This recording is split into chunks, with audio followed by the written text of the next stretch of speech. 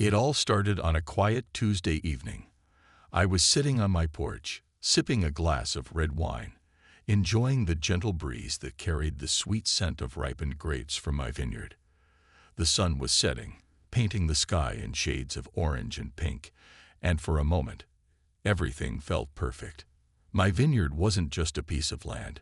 It was my life's work, my sanctuary, my dream come true. But then, I heard it. A sharp knock on the door. It startled me, breaking the peaceful silence. I set my glass down and walked to the door, wondering who could be visiting at this hour. When I opened it, I saw Mr. Caldwell, the president of our homeowners association, standing there with an odd smile on his face. Behind him stood a man in a bright neon vest, holding some kind of gadget that looked like it belonged in a sci-fi movie. "Good evening, Ms. Bennett," Caldwell said, his voice calm but carrying a strange edge to it. "I hope you've been well." I nodded slowly, trying to read the situation. Something about his tone made me uneasy. "What can I do for you?" I asked, glancing between him and the man with the gadget. Caldwell cleared his throat, adjusting his tie, a nervous habit I'd noticed during HOA meetings. "Well, as it turns out, there seems to be a bit of a misunderstanding regarding your property lines." He paused, letting his words hang in the air like a dark cloud. "Specifically, it appears that a significant portion of your vineyard actually belongs to the HOA." My stomach dropped. My mind raced as I tried to process what he was saying. "That's not possible," I replied quickly, my voice firmer than I expected. "I've had this land surveyed multiple times since I bought it. Everything checks out." He gave a dismissive wave of his hand, as if my concerns were trivial. "Records can be misinterpreted, Ms. Bennett. Boundaries change over time. This gentleman," he gestured toward the surveyor, "will confirm everything shortly." His confidence was infuriating, and I could feel my hands clenching into fists at my sides. Before I could respond, Caldwell turned and walked away, leaving me standing there, stunned. The surveyor lingered for a moment, giving me an apologetic look before following Caldwell toward the vineyard. I watched them go, my heart pounding in my chest. How dare he show up unannounced and make such a claim? Who did he think he was? As the reality of the situation sank in, I felt a mix of emotions: anger, confusion, and fear. This vineyard was more than just land. It was my livelihood. Losing even a small part of it would mean losing years of hard work, sacrifice, and passion. I couldn't let that happen. But how could I fight someone like Caldwell, who seemed so sure of himself? The rest of the night passed in a blur. I couldn't focus on anything else. Every creak of the floorboards or rustle of leaves outside made me jump. My mind kept replaying Caldwell's words, searching for hidden meaning or loopholes. Was he bluffing? Or did he really believe he had a case against me? By the time morning came, I knew one thing for certain. I wasn't going to back down without a fight. Whatever Caldwell thought he was doing, he had no idea who he was dealing with. And little did he know, this was only the beginning of a battle neither of us would soon forget. The next morning, I woke up with a heavy feeling in my chest. Caldwell's words from the night before kept replaying in my mind like a broken record. A significant portion of your vineyard belongs to the HOA. It didn't make sense.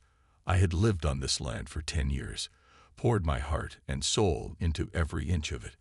How could someone suddenly claim it wasn't mine? I decided to start by gathering all the documents I had. Every deed, survey report, and legal paper related to my property. My dining table became a mess of papers as I spread them out, searching for anything that might prove Caldwell wrong. To my relief, everything seemed clear.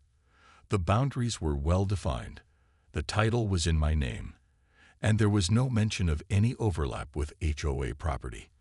But even with the paperwork in front of me, doubt lingered.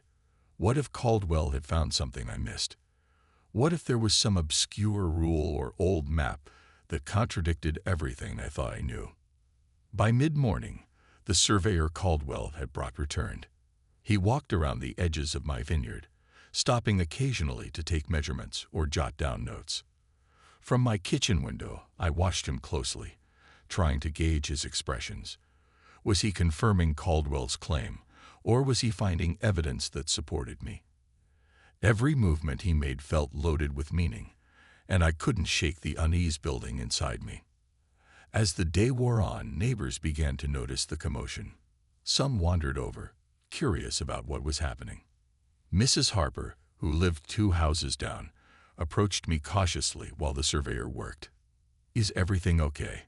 she asked, her voice tinged with concern. I hesitated before answering. "Caldwell thinks part of my vineyard belongs to the HOA," I said, keeping my tone light despite the frustration bubbling beneath the surface. Mrs. Harper frowned. "That doesn't sound right. You've been here forever. Surely they wouldn't just take your land." Her words were meant to comfort me, but they only deepened my anxiety. Surely wasn't enough. I needed proof, not assumptions. And more than anything, I needed to understand why Caldwell was targeting me specifically. Why now? What did he stand to gain? Later that afternoon, I decided to dig deeper. I drove to the county courthouse, determined to uncover whatever Caldwell might be hiding. The clerk directed me to a dusty archive filled with old maps and property records. After hours of sifting through yellowed documents, I stumbled upon something surprising. A map from decades ago, showing the original layout of the subdivision. According to the map, the disputed section of my vineyard didn't belong to the HOA at all. Instead, it was part of an adjacent parcel that had long been abandoned due to zoning restrictions. My hands trembled as I stared at the map. This changed everything. Caldwell's claim wasn't just baseless, it was deliberately misleading. He wasn't simply enforcing rules. He was trying to steal my land. The realization hit me like a punch to the gut. Anger bubbled up, hot and fierce, replacing the fear that had gripped me since last night. On the drive home, I replayed the events in my head.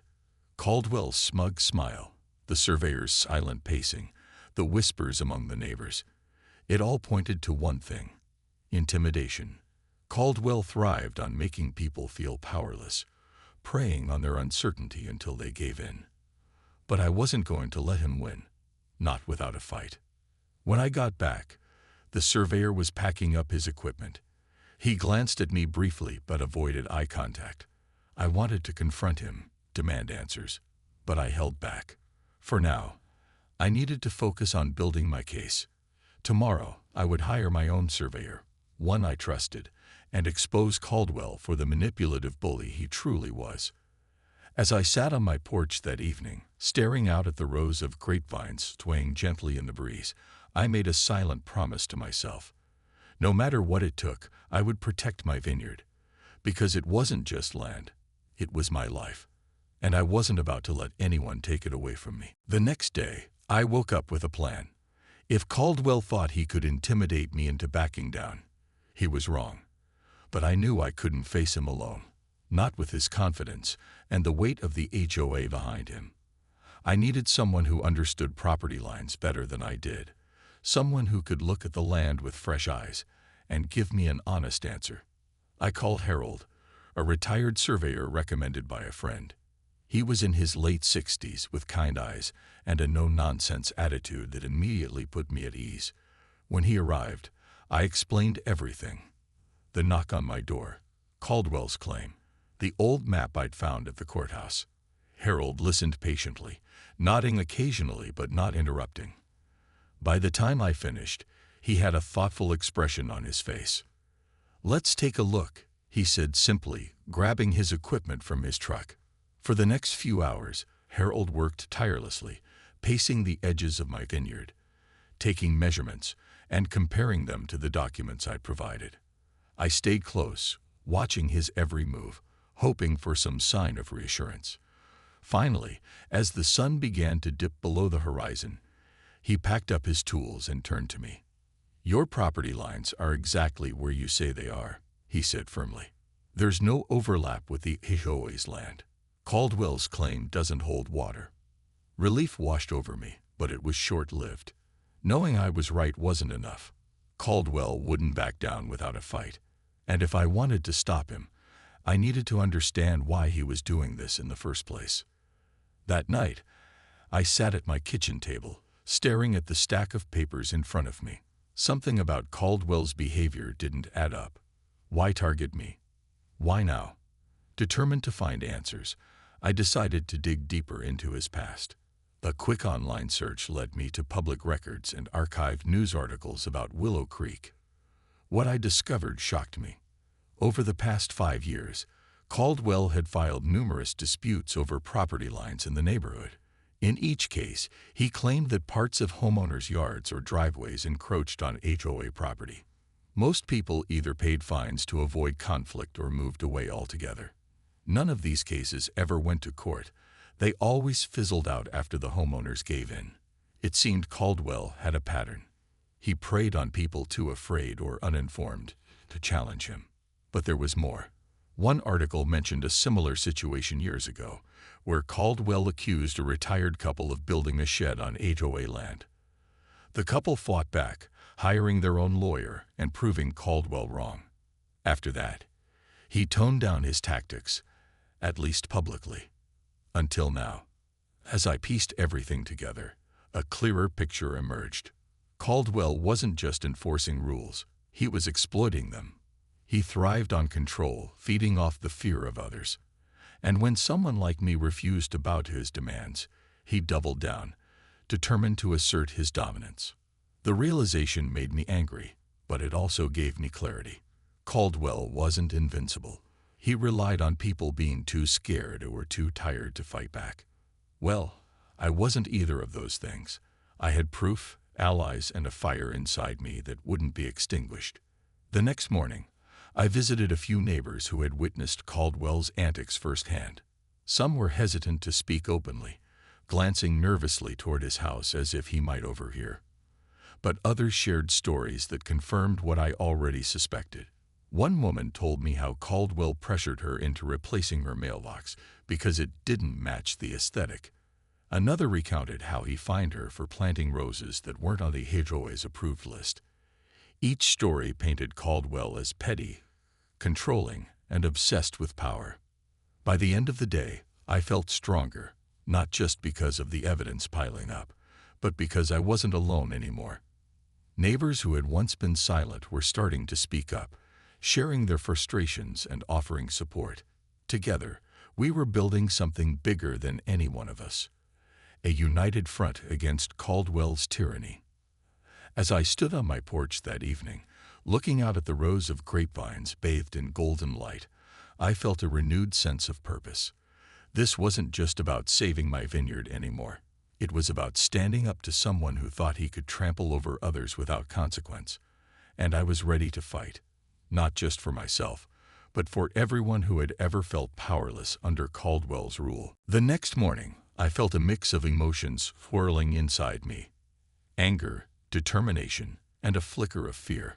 But one thing was clear. I wasn't going to let Caldwell's lies slide. Armed with Harold's survey report and the old map from the courthouse, I decided it was time to confront him directly. If he wanted a fight, I was ready to give him one. I drove to Caldwell's house, my hands gripping the steering wheel tighter than usual. As I pulled into his driveway, I noticed how perfectly manicured his lawn was. Every blade of grass seemed to stand at attention, like soldiers under his command. His house was just as pristine, with spotless windows and a mailbox that gleamed in the sunlight. It all felt so calculated, so controlled, and it only fueled my resolve. When I knocked on the door, Caldwell answered almost immediately, as if he'd been expecting me. He stepped aside to let me in, his expression unreadable but his movements stiff and deliberate. Inside, the house was just as immaculate as the outside. Everything had its place. Every surface gleamed with polish, and there wasn't a single item out of order. It was suffocating, like stepping into a museum where nothing was meant to be touched. "Ms. Bennett," Caldwell said, gesturing toward the couch. "To what do I owe this visit?" I didn't sit. Instead, I placed Harold's survey report and the courthouse map on his coffee table, letting them land with a soft thud. "You know exactly why I'm here," I said, my voice steady despite the storm raging inside me. "This is my land, Caldwell. Back off." For a split second, I saw a crack in his composure. His eyes darted to the papers, then back to me, and for the first time, I saw uncertainty flicker across his face. But just as quickly, his mask slipped back into place. He leaned back in his chair, crossing one leg over the other, and gave me a patronizing smile. "You misunderstand," he said smoothly, his tone dripping with false concern. "I'm only doing what's best for the community. That vineyard of yours could be converted into green space, a park, perhaps, something everyone would enjoy." "Everyone except me," I shot back, my voice rising slightly. "You're not fooling anyone, Caldwell. This isn't about the community. It's about control. You think you can intimidate people into giving up their property because they're too afraid to fight back. Well, guess what? I'm not afraid." Caldwell's jaw tightened, and I could tell my words had hit a nerve. For a moment, neither of us spoke. The silence stretched between us, heavy and charged, until finally he broke it. "You're making a mistake," he said, his voice colder now, losing some of its practiced charm. "People around here respect the HOA. They trust me to make decisions for the greater good. If you push this, you'll only alienate yourself." I laughed, not a happy laugh, but a sharp, bitter sound that echoed through his sterile living room. "Oh, I don't think so," I said. "Because here's the thing, Caldwell. I've done my homework.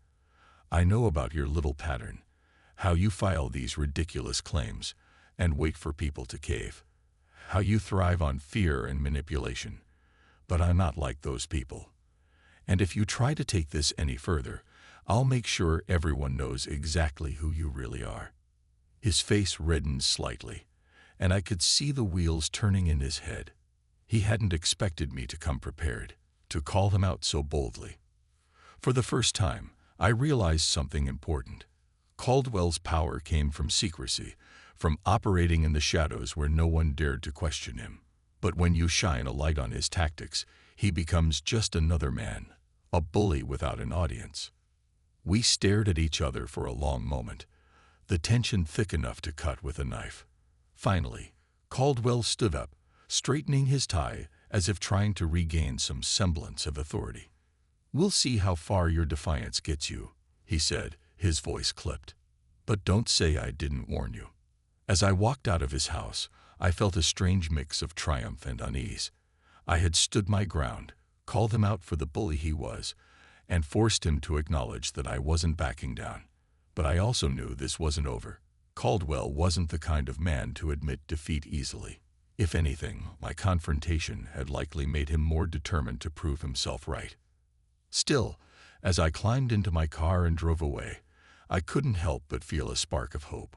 For the first time since this nightmare began, I felt like I was taking control of the situation. Caldwell might have thought he could scare me into submission, but he had underestimated me. And that was a mistake he would soon regret. The days that followed my confrontation with Caldwell were tense. I could feel the weight of his anger hanging over me, like a storm cloud ready to burst. He didn't back down. In fact, he escalated things. Within a week, I received a formal letter from the HOA, accusing me of trespassing on their property and demanding that I remove any encroachments immediately. The language was cold and clinical, but the intent was clear. Caldwell was doubling down. I wasn't surprised, but I was furious. How dare he drag this further? I had proof that my vineyard was entirely within my property lines, yet he continued to push his baseless claim. It was no longer just about my land. It was about standing up to someone who thought he was untouchable. With Harold's survey report in hand, I met with a lawyer named Sarah Chin, who specialized in property disputes. She listened intently as I explained everything. The knock on my door, Caldwell's accusations, the courthouse map, and my visit to his house. When I finished, she leaned back in her chair, her expression thoughtful. "This isn't just about your vineyard," she said finally. "It's about sending a message. If you let him get away with this, he'll keep doing it to others. But if you fight back, You might inspire people to stand up for themselves too." Her words resonated with me. This wasn't just my battle anymore. It was bigger than that. So together, we came up with a plan. Instead of simply defending myself against Caldwell's claims, we would file a countersuit against him personally. We accused him of harassment, slander, and abuse of power. It was bold, risky even, but I knew it was the only way to expose his true intentions. When word got out about the lawsuit, Willow Creek buzzed with gossip. Neighbors who had once been silent started reaching out to me, sharing their own stories of Caldwell's bullying tactics. Some admitted they'd paid fines or made changes to their homes just to avoid conflict. Others confessed they'd always suspected something wasn't right, but didn't have the courage to speak up. One neighbor, Mrs. Harper, surprised me by showing up at my door with a basket of fresh-baked cookies. "You're doing the right thing," she said softly, her voice trembling. "We've all been afraid of him for too long." Even local businesses began rallying behind me. The owner of the cafe down the street offered free coffee to anyone supporting my cause, while the hardware store put up a sign reading, * standing with Ms. Bennett. It was overwhelming and empowering to see how many people were willing to take a stand. Of course, not everyone supported me. A few neighbors avoided eye contact when I passed them, and one woman even muttered under her breath that I was causing trouble. But most of the community seemed to realize that Caldwell's behavior had gone too far. His obsession with control wasn't just annoying, it was toxic. As the weeks went by, the media caught wind of the story. Reporters showed up at my doorstep, asking for interviews. At first, I hesitated. I'm not one for attention. But Sarah encouraged me to share my side. "This is your chance to shine a light on what he's really doing," she said.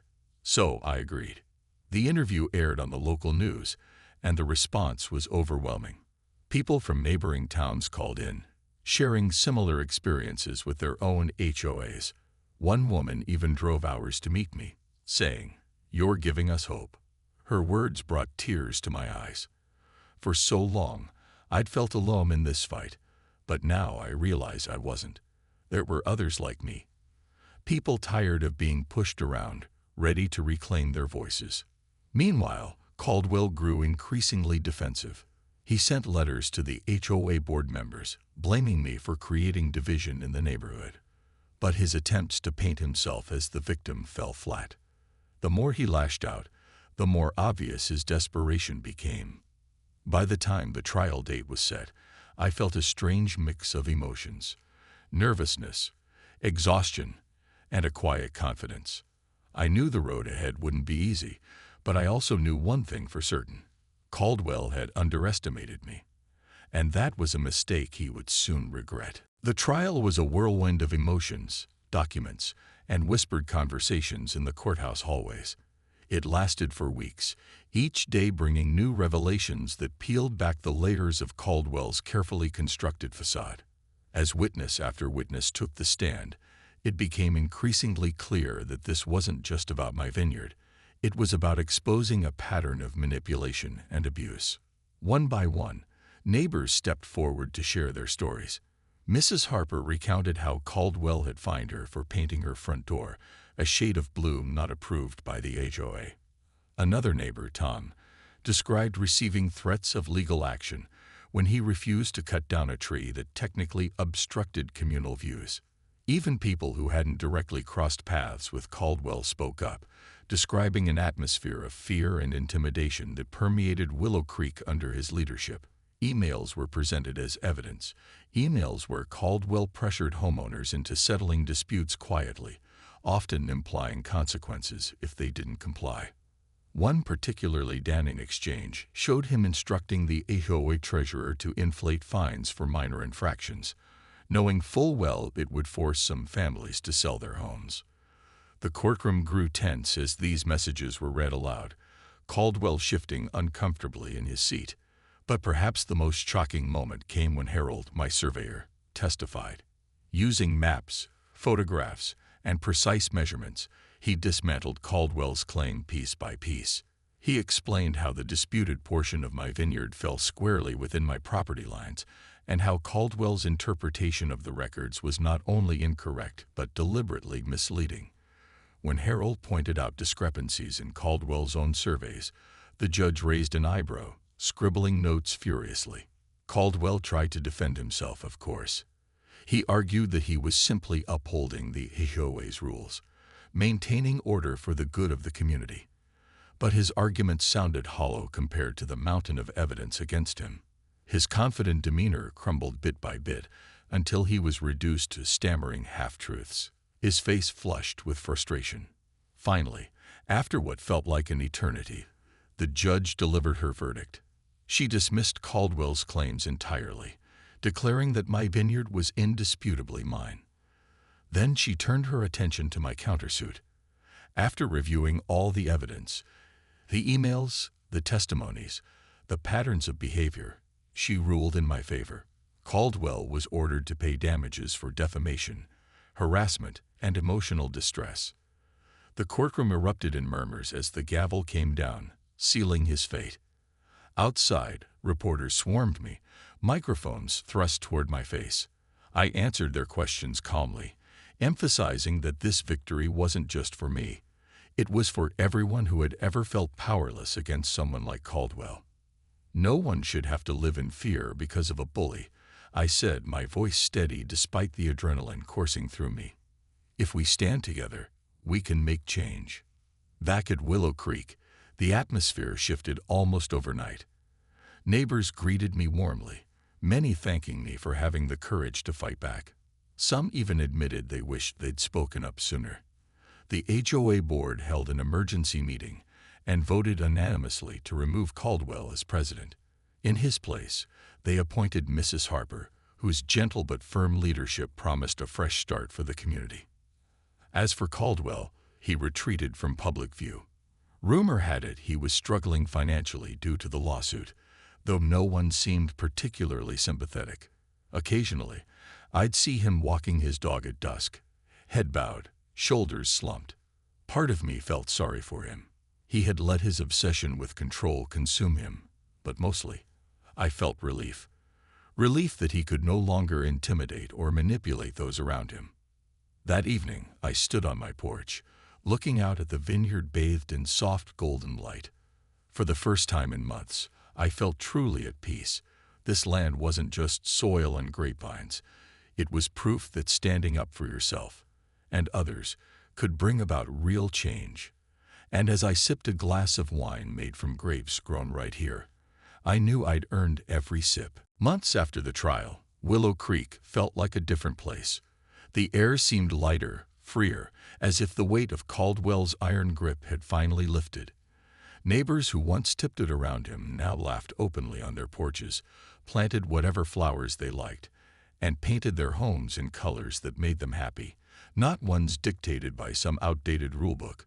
It was as though the entire neighborhood had taken a deep breath and rediscovered its spirit. For me, life returned to a rhythm I hadn't realized I'd missed.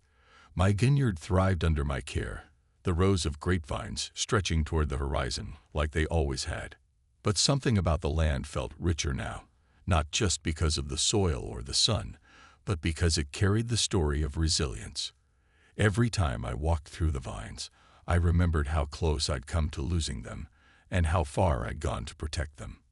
That fight had changed me. I wasn't just the woman with the vineyard anymore. I was someone who refused to back down when it mattered most. To celebrate the community's newfound freedom, and maybe to thank everyone who had supported me, I decided to expand the vineyard. I built a small tasting room at the edge of the property, a cozy space where neighbors could gather to sip wine and share stories. On weekends, it became a hub of activity, filled with laughter and chatter. People brought dishes to share, kids played among the vines, and for the first time in years, Willow Creek felt alive with genuine connection. Mrs. Harper, now leading the HOA, worked tirelessly to rebuild trust within the neighborhood. She organized monthly potlucks and encouraged open discussions about what kind of community we wanted to create together. Rules still existed, of course, but they were fair and reasonable, designed to enhance our lives, not control them. Slowly but surely, the fear Caldwell had instilled began to fade, replaced by a sense of belonging. Every now and then, I'd catch sight of Caldwell walking his dog at dusk. He kept to himself, avoiding eye contact with anyone who passed by. Some neighbors whispered that he'd been forced to sell part of his property to cover the damages from the lawsuit. Others speculated he might leave Willow Creek altogether. I didn't wish him harm. He'd already lost enough. But seeing him reminded me of how far we'd all come. Where he once stood tall, unshakable in his authority, he now seemed diminished, a shadow of his former self. One evening, as I sat on my porch watching the sunset, Tom stopped by with a bottle of wine. "Thought you might appreciate this," he said, handing it to me. It was one of my own bottles, but he'd added a label. "Courage Cellars." I laughed, feeling tears prick at the corners of my eyes. "Where did you get this?" "Made it myself," he admitted sheepishly. "Figured you deserved a little recognition for everything you've done." We talked for a while, sipping wine and reminiscing about the past year. He told me how inspiring it had been to watch me stand up to Caldwell, how it gave him the courage to finally repaint his garage door without asking permission. "You showed us that we don't have to live in fear," he said. "That's worth more than any vineyard." His words stayed with me long after he left. This journey had never been about proving Caldwell wrong. It was about proving to myself and to others that standing up for what's right is always worth the effort. It was about showing that even when things feel impossible, there's strength in unity and power in speaking your truth. As the stars began to dot the sky, I looked out at the vineyard one last time before heading inside. The rows of grapevines swayed gently in the breeze, their leaves catching the moonlight. They were mine, not because of a piece of paper or a legal ruling, but because I'd fought for them, because I'd refused to let someone take away the thing I loved most. And as I closed the door behind me, I knew this chapter of my life was complete. The battle had been hard-fought, but it had also been transformative. I wasn't the same person who had answered Caldwell's knock on that quiet Tuesday evening months ago. I was stronger, braver, and more determined than ever to live life on my own terms. Because sometimes protecting what you love isn't just about winning, it's about becoming the person you need to be along the way. And for that, I'll always be grateful.